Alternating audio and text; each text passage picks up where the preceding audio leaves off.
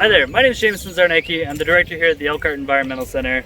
Today we're going to talk to you guys about rain gardens and why they're important. From our standpoint, we really like the rain gardens here at the Elkhart Environmental Center. They provide a lot of benefit to our parking lots. In general, rain gardens are great from a societal view and from a community level. They're really great at stopping the water coming off of the lawns and our businesses onto the streets. They're really great with the stormwater runoff and filtering out the pollutions and toxins that come from our lawns, such as herbicides and pesticides. And that's a really big deal because we know that without rain gardens and stormwater infrastructure around those, we have higher amounts of flash flooding.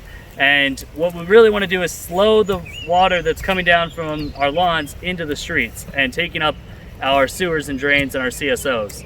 For here at the Elkhart Environmental Center, we're working on our new rain garden, renovated garden. And what we're doing is we're working on it with rototillers and then coming back in with hand tools.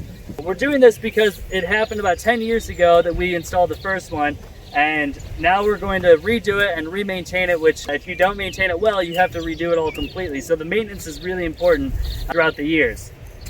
For this one, as you can see, it's fairly large, and many of the ones that people will be working on are not that large.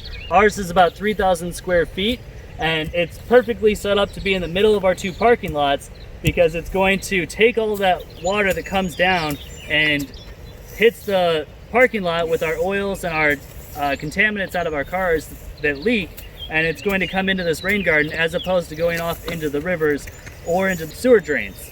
We chose our plants here with this rain garden specifically to help the pollinators and the wildlife around here. What we also really want to consider for our site, and that's a really big deal, is site selection and figuring out the right species for your site. For us, it was really important to consider the height of the plants and where we're going to place those. So as we'll get into later on, you'll see that we chose certain plants for certain areas. Case in point, we really want to make sure that we're not preventing cars from being able to see around these corners as they drive around. So for us, starting with shorter plants around the edges and having our taller plants in the middle makes a really big deal for us. So this is the rain garden that's already been installed, and it's taken a few years of time, and you can see how it's expanded outward. One of the challenges that if you don't maintain those, just some light weeding, then it'll get out of control and too inundated with plant species, and that will disallow the water to saturate into the ground. So we know that it's really important for groundwater, and it's an opportunity for that rainwater to be captured on site and allow for the recharging of the groundwater.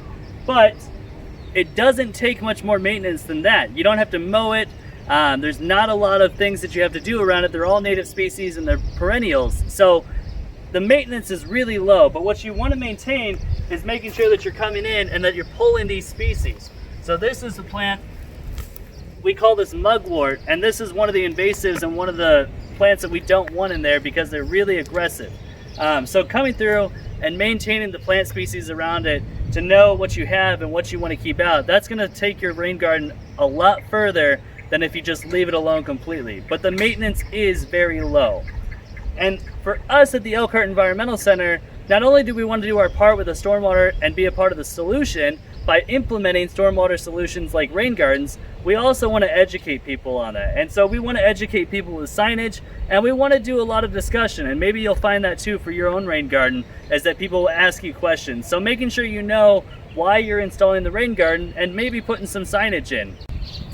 So you know you want to do a rain garden and you are excited about the opportunity to get digging.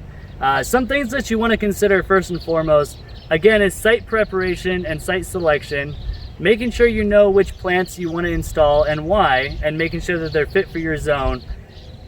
Also, you want to make sure that you're calling your utility companies, and here in the state of Indiana, calling 811 before you get started is a good idea because you never know what's underneath the area that you want to dig a rain garden in.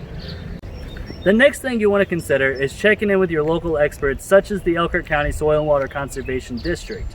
It's important to check in with them to know what you're planting and why, and using them as a resource. They also have a lot of great programs that will not only help you understand why you're planting and where, but may also be able to help you financially support these gardens to help the overall societal benefit.